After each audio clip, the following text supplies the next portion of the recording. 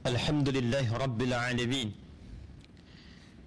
الحمد لله الذي فرض على المؤمنين الجمعة ليكونوا من المؤمنين وليكونوا من الذاكرين وليكونوا من المتقين.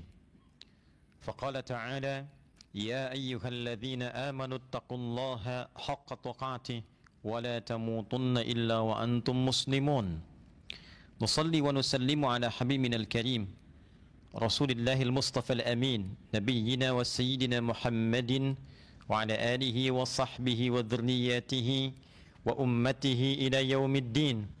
أما بعد، فيا عباد الله أحباب الله وأحباب رسوله صلى الله عليه وسلم، أوصي نفسي وإياكم بتقوى الله فقد فاز المتقون فلا تموتن إلا وأنتم مسلمون.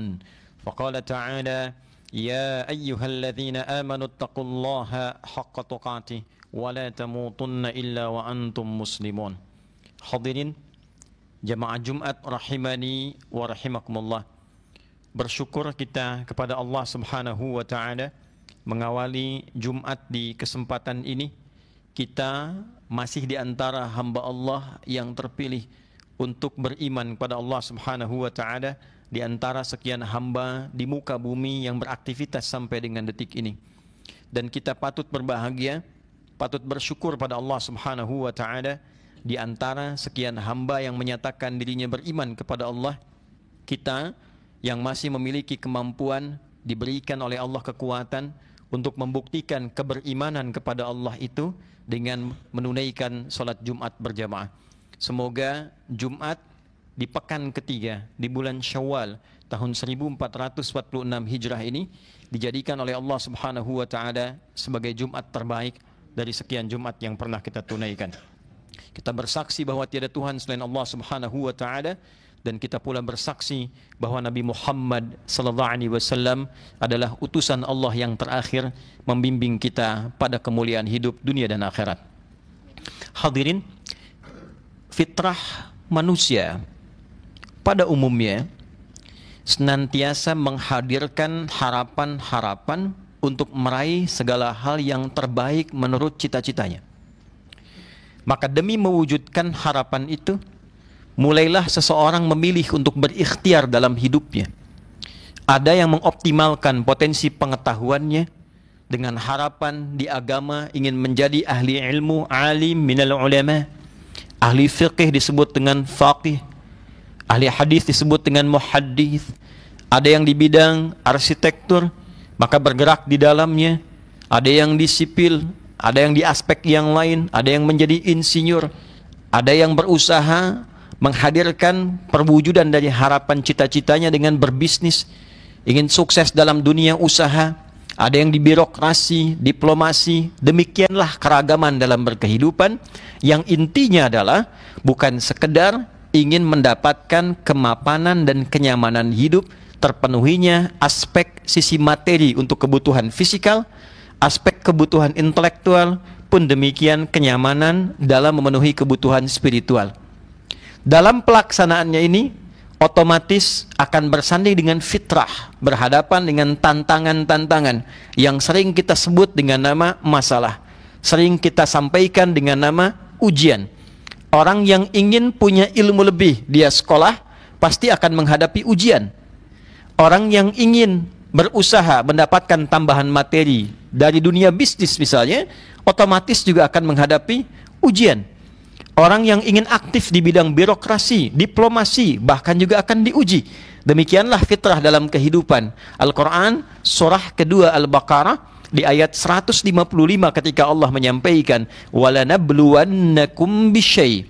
Dan setiap Anda yang hidup, yang punya harapan, yang punya keinginan, yang ingin mendapatkan sesuatu, jalan meraih itu adalah salah satunya diberikannya ujian dalam kehidupan. Jadi konfirmasi dari Al-Quran, ujian itu, masalah itu bukan dihadirkan untuk menghambat cita-cita kita dan menjadikan harapan kita bermasalah, bukan. Tapi ujian itu konfirmasi awal dari persetujuan Allah yang membuka jalan bagi kita untuk mendapatkan apa yang kita harapkan. Nggak mungkin ada anak sekolah bisa wisuda kalau nggak ada ujian. Tidak mungkin diketahui kadar ilmunya kalau tidak ada ujian. Bagaimana mungkin menempatkan anak langsung ke SMP kalau tidak pernah diuji kapasitas ilmunya yang memudahkan ia menerima pelajaran-pelajaran di tingkat SMP. Demikian seorang yang berbisnis pun, dia akan mendapatkan ujian yang setara dengan apa yang ia harapkan. Pun demikian sebagai konfirmasi dari pekerjaan yang sedang ia kerjakan. Jadi tidak mungkin ada masalah yang tertukar. Tidak mungkin ada ujian yang serupa. Apa yang dialami oleh seorang ustadz akan berbeda ujiannya dengan pengusaha. Tidak sama ujiannya dengan birokrat. Akan tidak serupa ujiannya dengan orang-orang yang aktif di perkuliahan. Tapi intinya adalah setiap harapan, setiap keinginan akan dikonfirmasikan lewat ujian dalam kehidupan untuk menunjukkan persetujuan Allah bahwa inilah jalannya, inilah jembatannya.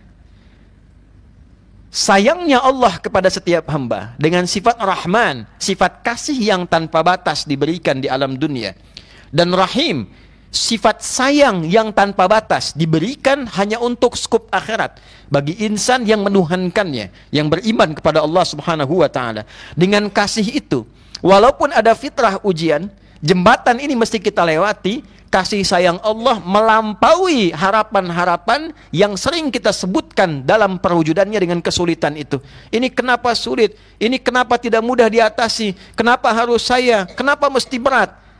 Allah Maha mengetahui semua jalan itu, sekalipun sebetulnya itu konsekuensi pilihan kita. Kalau pekerjaannya rumit, pekerjaan besar, tantangannya juga akan sebanding. Tidak mungkin pekerjaan besar dengan tantangan kecil, itu mustahil. Yang terkadang dengan tantangan besar itu, potensi-potensi kita yang sebelumnya tidak tampak justru kembali tergali. Bukankah kalau ujian levelnya semakin tinggi di sekolah, artinya kemampuan kita meningkat?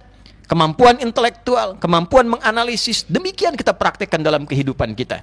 Untuk memudahkan semua kerumitan itu, maka Allah Subhanahu wa ta'ala memberikan sebuah jalan akselerasi. Yang jalan ini pun dilekatkan pada fitrah kita. Itulah yang disebut dengan doa. Doa permohonan dari sosok yang rendah, yang lemah kepada zat yang tinggi, yang agung, yang diharapkan dengan doa itu punya kuasa untuk menyelesaikan semua urusan-urusan kita. Bukankah secara fitrah ketika kita dihadapkan pada persoalan kita berdoa, kita memiliki masalah kita berdoa, mustahil doa kita panjatkan kalau yang kita mohonkan dalam doa tidak punya kuasa, itu mustahil. Tapi yang menarik, kenapa doa itu tiba-tiba menjadi fitrah yang keluar? Sekaya apapun orang, tetap berdoa. Dia naik pesawat, dia berdoa juga. Sehebat apapun ilmunya orang, dia berdoa juga. Setinggi apapun pangkat orang, dia berdoa juga. Jadi Allah letakkan fitrah doa dalam kehidupan kita. Bukan hanya ingin menunjukkan bahwa kita manusia yang menghamba, butuh Tuhan, tapi sekaligus menunjukkan kasih Allah kepada kita yang memberikan akselerasi dari jawaban-jawaban doa, harapan, cita-cita yang kita butuhkan itu. Maka disinilah kemudian ada peran penting ayat-ayat Al-Quran menguraikan tentang pentingnya doa dalam kehidupan. Al-Quran surah Ghafir misalnya, di ayat yang ke-60 ketika Allah berfirman, wa qala rabbukum ud'uni astajib lakum innal ladzina yastakbiruna an ibadati sayadkhuluna jahannama dakhirin. Wa qala rabbukum ud'uni astajib lakum. Dan Allah berfirman, Rabbmu, kum bentuknya jama, mengkhitab, mengajak bicara kepada semua hambanya tanpa kecuali, pada kita semua disampaikan, aku Rabbmu. Rabb itu punya sifat rububiyah yang merawat, memperhatikan, memberikan kebutuhan. Kalau sakit menyembuhkan, salah memaafkan, dosa mengampuni, segala kebutuhan diberikan. Maka Allah seakan ingin menegaskan demikian. Hei, akulah Tuhan yang punya kuasa atas dirimu, atas alam sepenuhnya. Butuh, aku yang berikan. Sakit, aku yang sembuhkan. Perlu, aku yang antarkan. Dosa, aku yang ampuni. Salah, aku yang maafkan.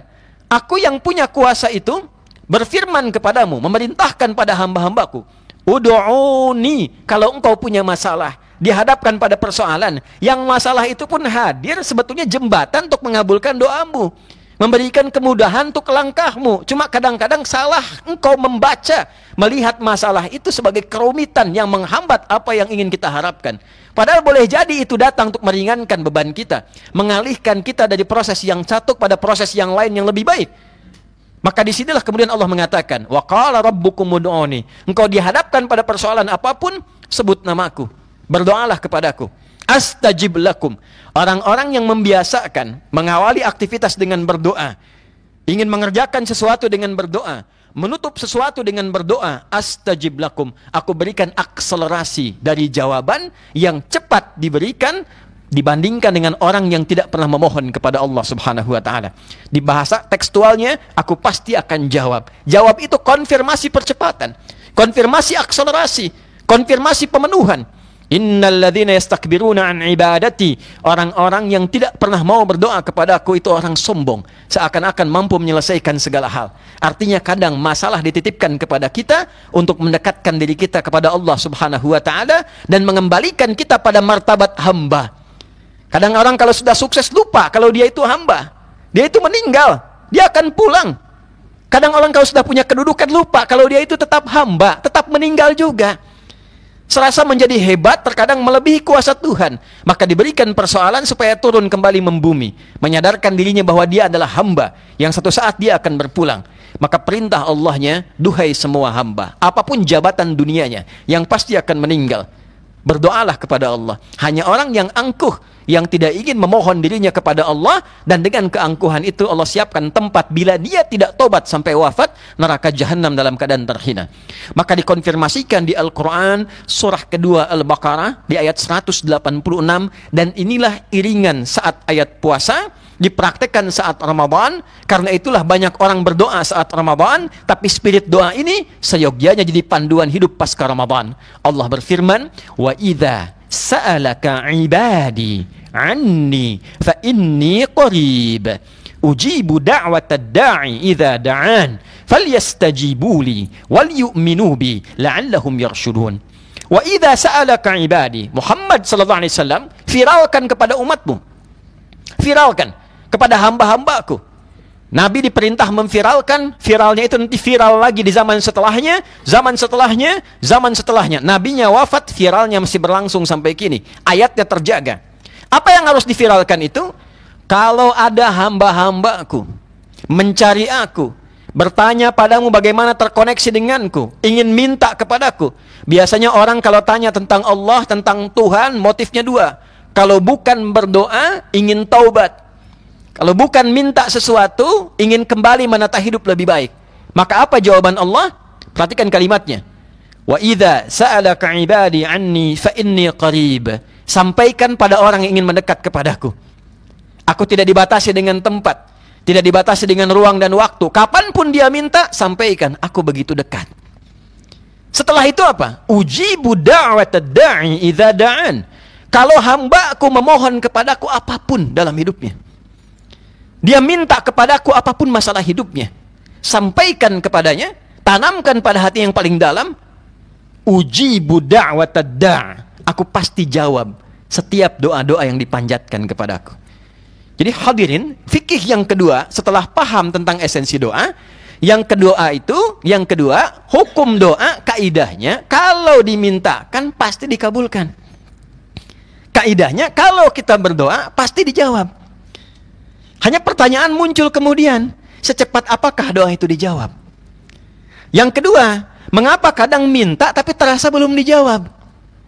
Yang ketiga, ini yang paling penting kita pahami di Jumat ini, bagaimana cara Allah menjawab doa kita? Apakah seperti yang kita harapkan, atau cara Allah memenuhi apa yang kita butuhkan? Maka yang pertama, dijawab oleh Al-Quran dengan cepat. Falyastajibuli wal yu'minu bi.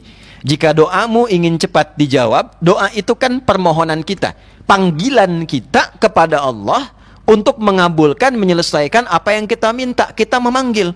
Maka Allah kemudian mengajak bicara logika kita, mengkhitab bahasa Arabnya, menggunakan hukum yang sama. Kalau panggilanmu dalam doa ingin cepat dijawab, maka respon juga dengan cepat panggilanku.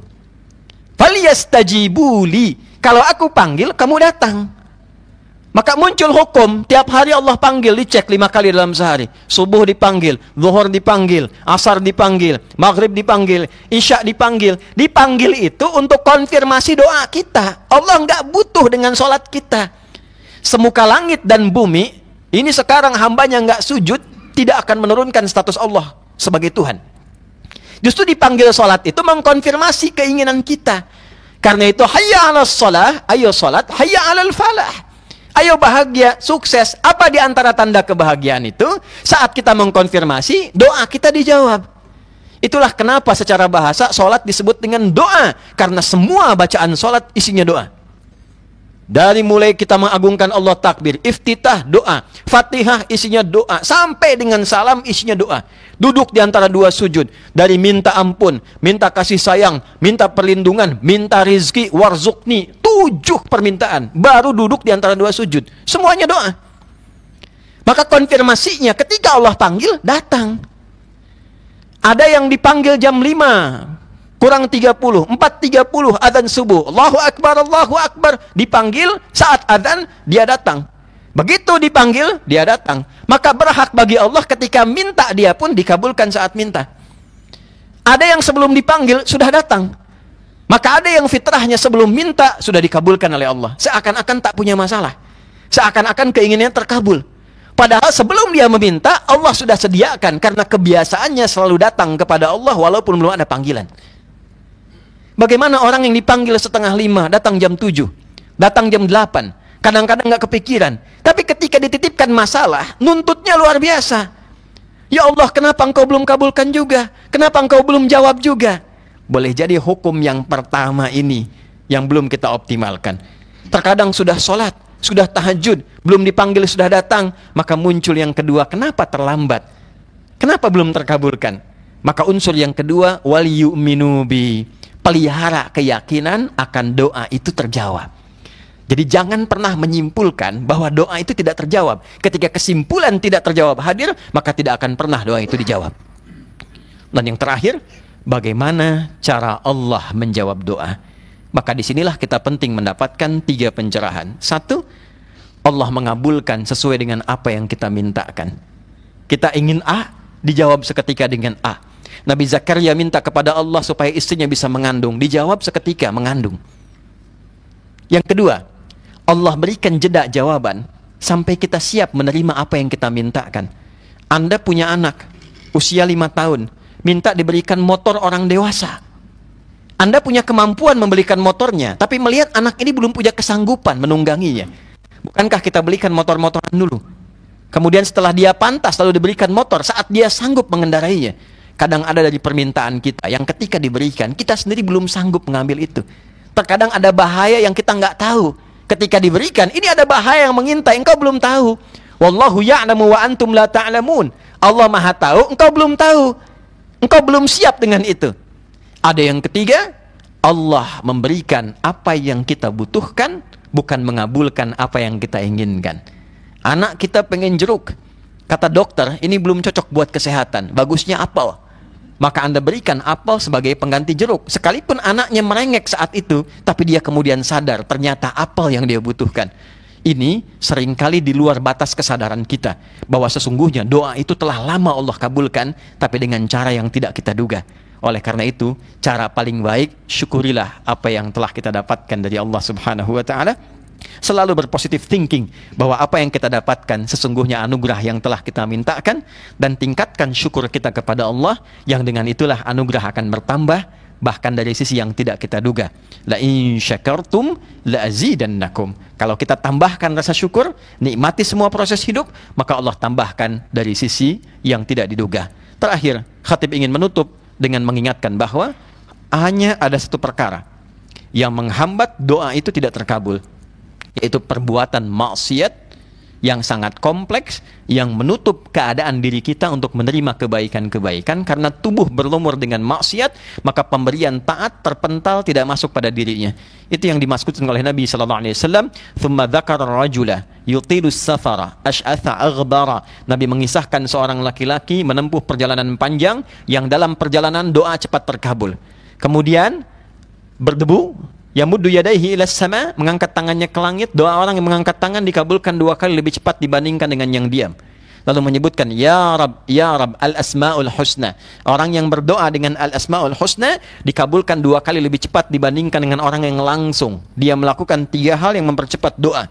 Dia tempuh perjalanan jauh, dia angkat tangannya, dia sebut al-asmaul husna, tapi Nabi komen kemudian anna yustajabu dzalika. Ini susah dijawab. Kemudian Nabi terangkan apa penyebabnya? Mat'amu haram, mashrabu haram, malbasu haram, wa ghudhiya biharam. Karena pakaiannya haram, makanannya haram, minumannya haram, dan perangkat hidupnya haram. Ternyata saudara, kalau Anda punya gelas, Anda tutup atasnya, Anda tidak akan mungkin bisa memasukkan apapun ke dalam gelas itu, karena ada sekatnya. Demikianlah kadang doa, Allah mengabulkan, tapi itu tidak masuk dalam diri kita karena ada sekat yang belum dibuka. Itulah yang dimaksudkan supaya kita kembali tata diri. Coba taubat lagi, tingkatkan sholat lagi. Ketika yang baik masuk, maka yang buruk akan keluar. Yang taat masuk, yang maksiat akan hilang, dia keluar, rezeki yang baik akan datang. Inilah yang penting kita lakukan. Pertanyaan terakhir, bagaimana jika kelihatan orang tidak sholat, minta, maksiat, tapi kok masih banyak rezeki dia dapatkan? Maka di poin itulah kita akan bahas dalam Jumat yang berbeda. Kita dapatkan informasinya dari Al-Quran, tapi yang paling penting untuk Anda bawa pulang adalah Anda bisa temukan jawabannya di Quran surah Al-An'am di ayat yang ke-44 sebagai renungan untuk Jumat ke depan agar kita bisa urai dengan lebih baik. Barakallahu li wa lakum fil Qur'anil azim wa nafa'ani bima fihi minal ayati wa dzikril hakim wa taqabbala minni wa minkum tilawatahu innahu huwas sami'ul alim. Ud'ullaha yastajib lana wa lakum jami'an.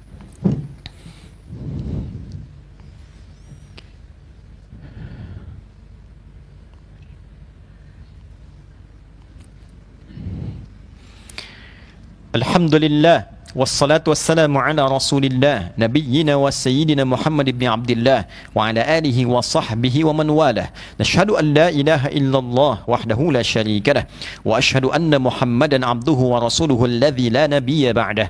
Allahumma salli wa sallim wa barik ala hadha an-nabiyil karim rasulika al-mustafa al-amin nabiyyina wa sayyidina Muhammadin wa ala alihi wa sahbihi ajma'in. Faqala ta'ala inna allaha wa malaikatahu yusalluna 'alan nabi ya ayyuhalladzina amanu sallu 'alaihi wa sallimu taslima. Allahumma salli wa sallim barik ala sayyidina Muhammad wa ala alihi wa sahbihi wa dhurriyyatihi wa ummatihi ila yaumil mi'ad. Rabbana la tada' lana fi maqamina hadha dhanban illa ghafartah wa la hamman illa farajtah wa la daynan illa qadaitah wa la maridan illa shafaitah wa la hajatan min hawaijid dunya wal akhirah فيها لك رضا وفيها لنا الصلاح إلا قضيتها يا أرحم الراحمين. اللهم اغفر للمسلمين والمسلمات والمؤمنين والمؤمنات الأحياء منا والأموات إنك سميع قريب مجيب الدعوات ويا قاضي الحاجات. اللهم اجعل بقية حياتنا حياة طيبة وآخر وفاتنا حسن الخاتمة. توفنا مسلمين بقولنا لا إله إلا الله محمد رسول الله. وأجب يا الله كلمتنا بقولك يا أيتها النفس المطمئنة ارجعي إلى ربك راضية مرضية فادخلي في عبادي وادخلي جنتي. اللهم تقبل منا صلواتنا وقيامنا وركوعنا وصيامنا وسجودنا وتمم تقصيرنا يا أرحم الراحمين. ربنا آتنا في الدنيا حسنة وفي الآخرة حسنة وقنا عذاب النار. وصلى الله على سيدنا محمد وعلى آله وصحبه أجمعين وآخر دعوانا أن الحمد لله رب العالمين. عباد الله إن الله يأمر بالعدل والإحسان وإيتاء ذي القربى وينهى عن الفحشاء والمنكر والبغي يعظكم لعلكم تذكرون ولذكر الله أكبر والله يعلم ما تصنعون. أقيموا الصلاة يرحمكم الله.